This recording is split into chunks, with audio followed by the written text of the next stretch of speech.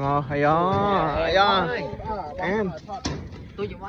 mui nè smart này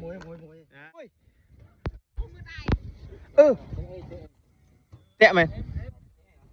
món này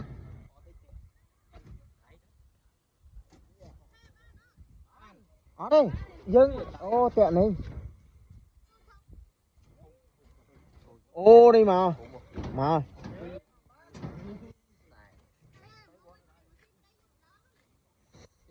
quan đằng dương đấy này mà hay đó em mui nè smart này mui ô ấy à đang ở đây mui chụp terang mui này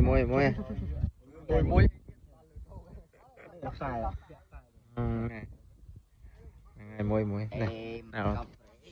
nghe lấy châu cà lố châu mà lố dặn một đó mùi này mùi